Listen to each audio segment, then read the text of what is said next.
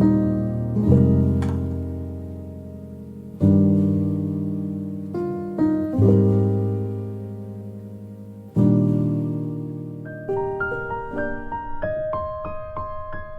우리에게 주시는 하나님 말씀은 잠언 29장 1절에서 14절 말씀입니다. 자주 책망을 받으면서도 목이 곧은 사람은 갑자기 패망을 당하고 피하지 못하리라. 의인이 많아지면 백성이 즐거워하고 악인이 권세를 잡으면 백성이 탄식하느니라. 지혜를 사모하는 자는 아비를 즐겁게 하여도 창기와 사귀는 자는 재물을 잃느니라. 왕은 정의로 나라를 견고하게 하나 뇌물을 억지로 내게 하는 자는 나라를 멸망시키느니라. 이웃에게 아첨하는 것은 그의 발 앞에 그물을 치는 것이니라. 악인이 범죄하는 것은 스스로 올무가 되게 하는 것이나 의인은 노래하고 기뻐하느니라. 의인은 가난한 자의 사정을 알아주나 악인은 알아줄 지식이 없느니라. 거만한 자는 성읍을 요란하게 하여도 슬기로운 자는 노를 그치게 하느니라. 지혜로운 자와 미련한 자가 다투면 지혜로운 자가 노하든지 웃든지 그 다툼은 그침이 없느니라. 피 흘리기를 좋아하는 자는 온전한 자를 미워하고 정직한 자의 생명을 찾느니라.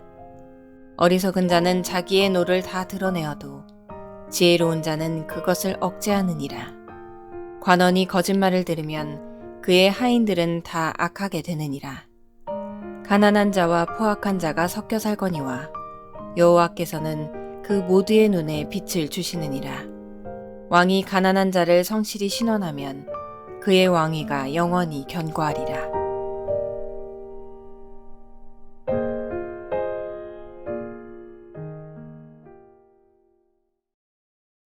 오늘 본문의 첫 절인 잠언 29장 1절입니다.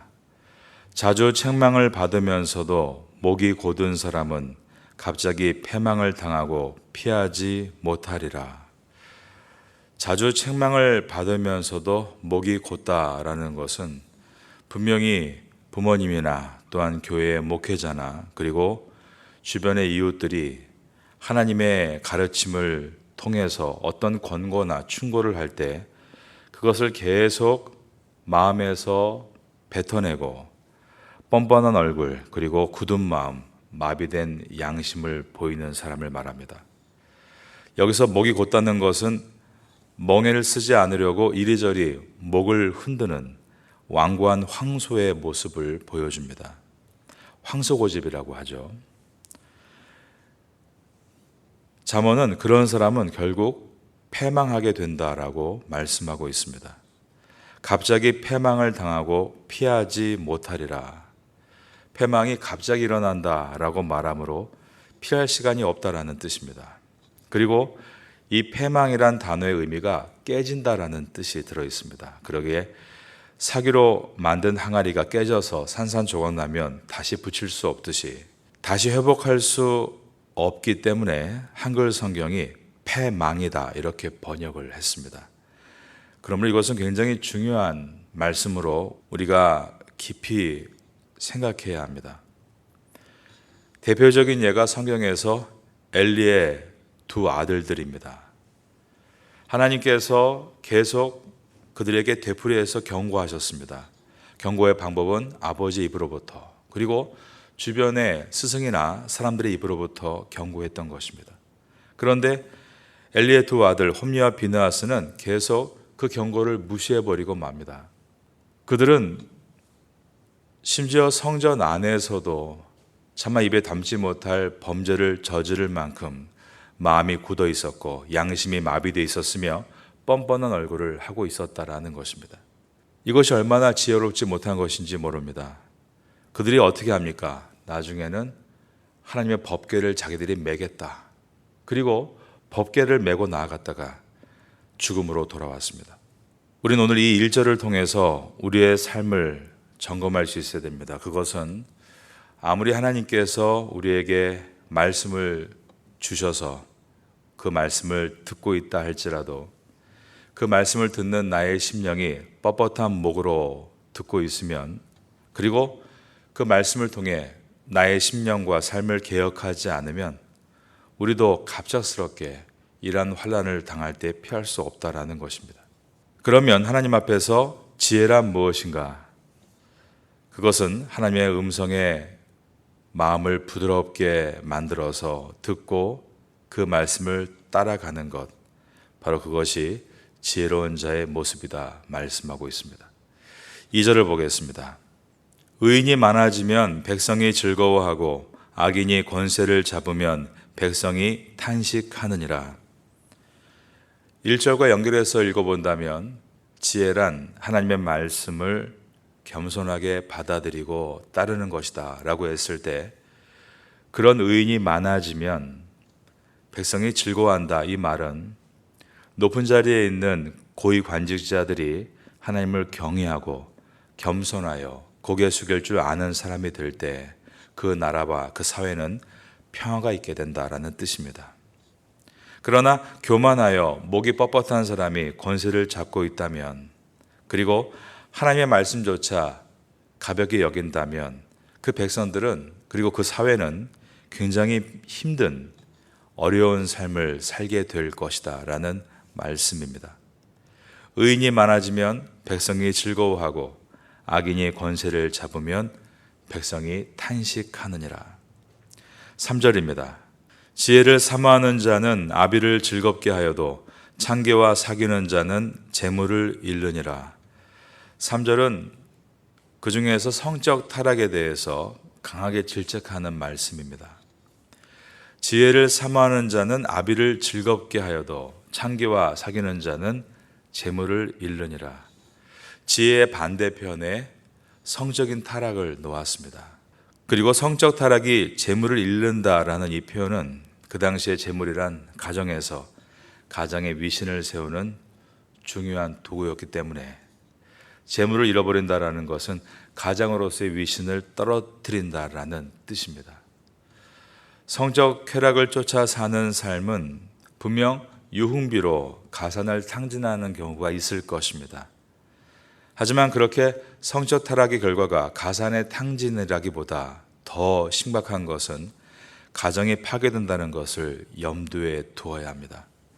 성적인 타락은 가정에 대한 가장 강력한 반역 행위가 되는 것입니다. 성적인 타락을 통해서 받을 남편과 아내의 상처와 그 아이들의 상처는 이루 말할 수가 없는 것입니다. 4절입니다.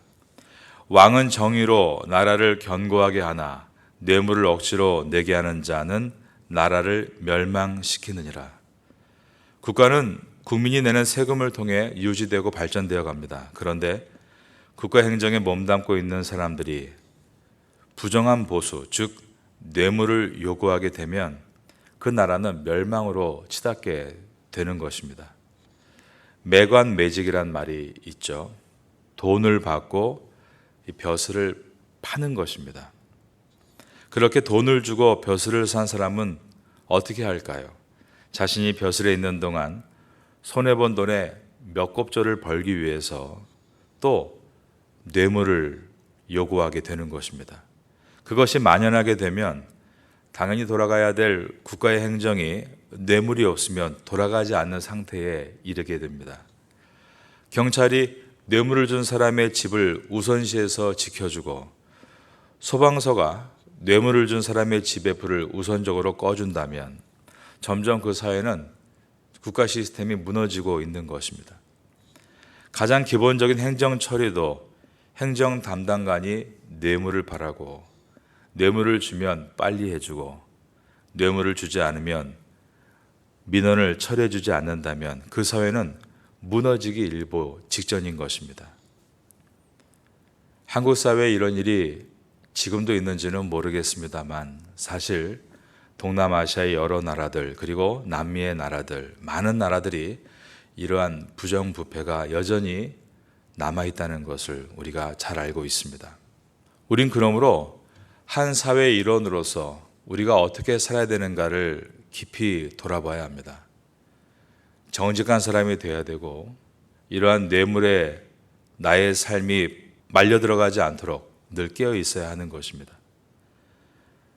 저는 우리 파테야 선교교회의 젊은 학생들이 여기서 신앙교육 받고 나중에 대학 가고 또 어디선가 일하게 될 때 그가 저 시골의 말단 공무원으로 있다 할지라도 그가 하는 일은 모두 정직하다. 절대 그 사람은 뇌물로는 되지 않는 사람이다. 그런 말을 들을 수 있다면 가장 좋은 신앙 교육을 시킨 것이라고 생각합니다. 우리가 이 태국 땅에 살면서 각자의 직업군에서 일할 때 우리가 하는 모든 일은 정확하다. 그리고 분명하다. 어둠의 그림자가 없다. 그런 말을 들을 때 그것이 바로 우리가 이 땅에서 빛으로 사는 모습인 줄로 믿습니다. 만일 우리가 이 태국까지 와서 우리의 삶의 영역에서 그러한 어두움의 그림자를 만들고 그러한 쾌쾌먹은 냄새를 피운다면 그것이야말로 가장 설거분 일이 아닐 수가 없습니다. 우린 하나님의 복음을 위해서 태국에 온 주님의 일꾼들입니다. 우리 모두는 각자의 자리에서 밝은 빛을 내고 정직과 공의로움을 통해서 하나님의 영광이 되고 또한 우리 자녀들에게 영예로운 모습을 볼 수 있는 주의 선도가 될 수 있기를 예수님의 이름으로 축원합니다. 5절을 보겠습니다. 이웃에게 아첨하는 것은 그의 발 앞에 그물을 치는 것이니라. 아첨은 상대방에게 환심을 사려는 목적으로 과도하게 칭찬하는 행위를 말합니다. 사람들은 보통 아첨을 하고 삽니다. 상대방으로 하여금 나를 좋게 보이려는 목적입니다. 상대방은 자신을 그렇게 칭찬하니 기분이 좋고 그러니 칭찬하는 그 사람, 그 아첨하는 사람을 계속 옆에 두고 싶을 것입니다. 그런데 악인의 아첨은 그냥 기분 좋은 말 정도가 아니라 악인이 아첨하는 것은 어떤 계략이 있고 꿍꿍이가 있고 결국 그가 넘어지도록 하기 위해서 그의 발에 그물을 치는 것이다 라고 했습니다. 우린 이런 사람들을 사기꾼이라고도 말하죠. 상대방이 좋아할 말, 관심 있어 할 말을 가지고 환심을 산 다음에 상대방이 가지고 있는 것을 거짓과 속임수로 빼앗는 행위를 말합니다. 그러나 그런 악인의 아첨과 사기는 결국 자신의 발목을 붙잡는 올무가 되는 것이다 말씀하고 있습니다. 6절입니다. 악인이 범죄하는 것은 스스로 올무가 되게 하는 것이나 의인은 노래하고 기뻐하느니라. 악인은 세상 법정에서는 유죄 판결을 받고 감옥에 가고 그러나 하나님의 법정에서는 심판을 받아 지옥에 떨어지는 것입니다. 7절입니다. 의인은 가난한 자의 사정을 알아주나 악인은 알아줄 지식이 없느니라. 의인은 가난한 자의 사정을 알아준다. 여기서 가난한 자는 궁핍의 절정에 있는 사람, 도움이 필요한 고아들이나 억울하게 법정에 서 있는 피고인이라든가 그리고 신체 장애를 입고 있는 이웃들을 말합니다. 그런 고통 가운데 있는 사람에게 동참해 주는 것, 그것을 의인이다 라고 말을 하고 있습니다. 이것은 하나님께서 우리를 지으시고 이 땅에 보내신 목적과도 부합합니다. 우리가 하나님의 사람으로 살아야 될 도리이고 이 도를 따라갈 때 하나님은 그들을 의인이라고 지칭하는 것입니다. 그런데 여기서 악인을 표현할 때 악인은 알아줄 지식이 없느니라 라고 했습니다. 이 말은 악인은 그러한 사람에 대해서 도통 관심도 없을 뿐더러 그런 대상을 찾는 지식, 즉 통찰력도 없다라는 것입니다. 여러분, 우리가 선교 여행이란 말을 많이 하는데요. 선교 여행은 그 목적이 무엇이 되어야 할까요? 그것은 이와 같은 하나님 말씀을 붙들고 정말 우리가 돌봐줘야 할 그리고 우리가 관심 가져줘야 할 그 어려운 이웃의 사정을 돌아볼 수 있는 것이 선교 여행인 줄로 믿습니다. 선교 여행을 한다. 그 목적이 우리가 가서 훈련한다. 우리를 위해서라면 그것은 선교 여행이라고 이름을 붙일 것이 아니라 수련회라든가 리트릿이다라고 이름을 붙여야 합니다. 그러나 선교 여행이란 말은 그 어려운 이웃의 아픔을 추적해서 그들을 만나서 그들을 섬기는 것, 바로 이것이 선교 여행이라고 할 때 우리가 이 태고 땅에서 해야 될 일들은 참으로 많이 보이는 것입니다. 의인은 그것을 볼 수 있는 눈이 열린 사람이고, 지혜롭지 못한 악인은 그런 눈이 없는 사람이다라고 할 때 이 땅에서 많은 사람들이 얼마나 그 지혜를 놓치고 자기만을 위해 사는가를 돌아보게 됩니다. 파테야 선교교회가 이러한 어려운 이웃들을 볼 수 있는 눈이 열릴 수 있기를 바라고, 바로 이것이 하나님의 지혜인 것을 생각하면서 오늘도 우리의 눈이 어려운 이웃과 도와줄 이웃들을 추적하고 발견할 수 있는 일에 지혜롭게 해달라 기도하시는 여러분 될 수 있기를 바라겠습니다. 9절입니다. 지혜로운 자와 미련한 자가 다투면 지혜로운 자가 노하든지 웃든지 그 다툼은 그침이 없느니라. 지혜로운 자가 미련한 자와 논쟁을 벌여도 결코 미련한 자가 자기의 뜻을 굽히지 않는다라는 뜻입니다. 그러므로 어리석은 자와 이성적인 논쟁을 하려는 것은 시간 낭비일 뿐이다라는 말씀입니다. 10절을 보겠습니다. 피 흘리기를 좋아하는 자는 온전한 자를 미워하고 정직한 자의 생명을 찾느니라. 피 흘리기를 좋아하는 자, 이것을 직역해서 보면 피를 목말라 하는 자라는 뜻입니다. 피 흘리기를 좋아하는 자, 그 시초는 바로 사단이죠. 예수님께서 요한복음 8장 44절에서 사탄을 가리켜서 그는 처음부터 살인한 자요라고 말씀하셨습니다. 처음부터 살인자였던 사탄은 인간을 미혹하여 의로운 자를 죽게 만들고 그 미혹된 인간을 악인 삼아 자기의 하수인이 되게 합니다. 대표적인 예가 가인이 동생 아벨을 죽인 사건입니다.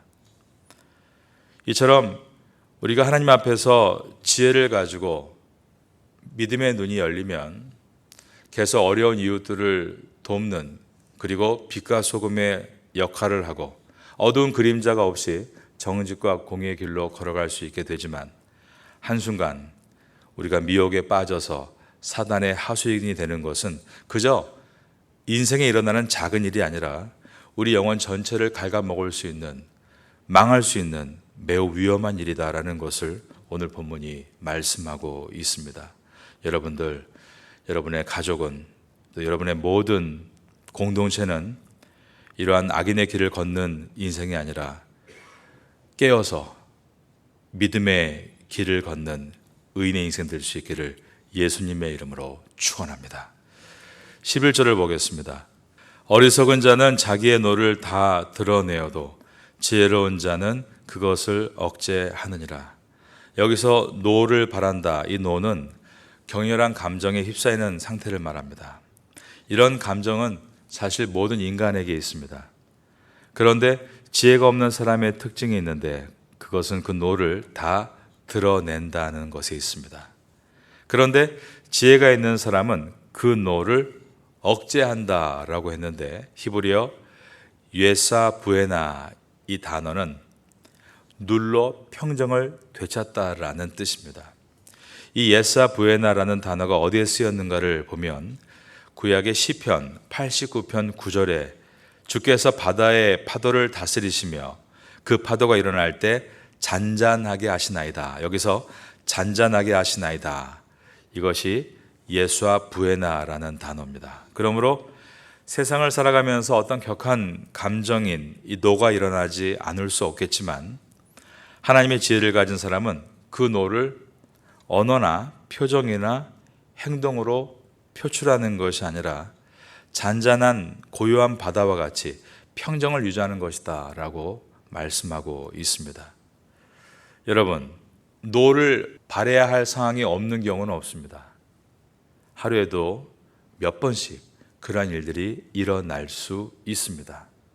그런데 어떻게 그럴 때 잔잔하고 고요한 바다와 같이 평정을 유지할 수 있는 것입니까? 바로 이것은 하나님의 지혜를 소유하지 않고는 불가능하다라고 말씀하고 있는 것입니다. 그러면 이제 이 잠언의 결론에 도달하게 됩니다. 잠언에서 하나님의 지혜는 무엇을 말해왔습니까? 바로 하나님의 말씀입니다. 하나님의 말씀인 이 성경을 내 속에서 출렁거릴 만큼 가지고 있을 때에만 세상에서 출렁거리며 흔들리지 않고 평정을 유지해 나갈 수 있는 것입니다. 저는 여러분들이 하나님 말씀을 듣고 묵상하고 또 쓰고 말씀을 두고 기도할 때 이러한 은혜를 꼭 경험할 수 있게 되기를 예수님의 이름으로 축원합니다.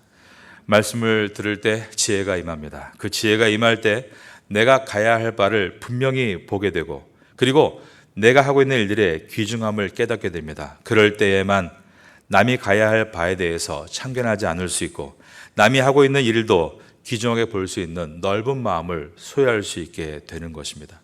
우리는 영토를 빼앗는 전쟁을 치르고 있는 사람들입니다.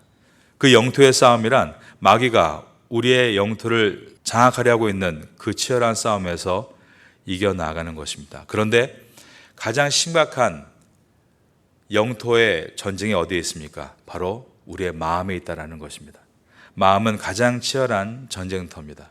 이 마음의 영토를 우리가 지키고 또 점점 확장해 나갈 수 있는 방법, 넓은 마음을 소유하게 될 수 있는 방법은 하나님의 지혜, 이 말씀이 우리 안에 임할 때입니다.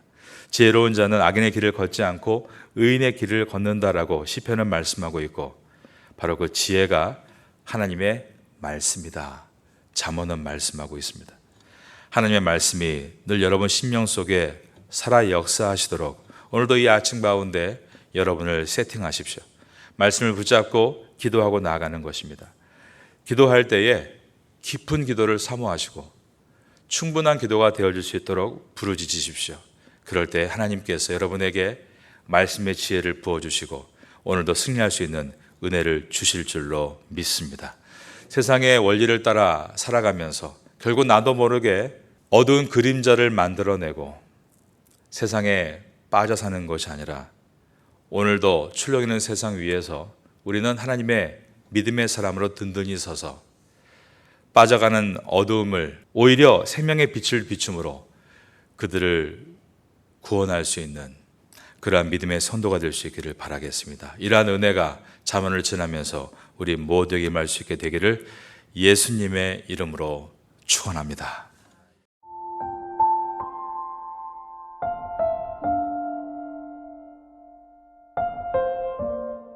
지금은 함께 기도하는 시간입니다.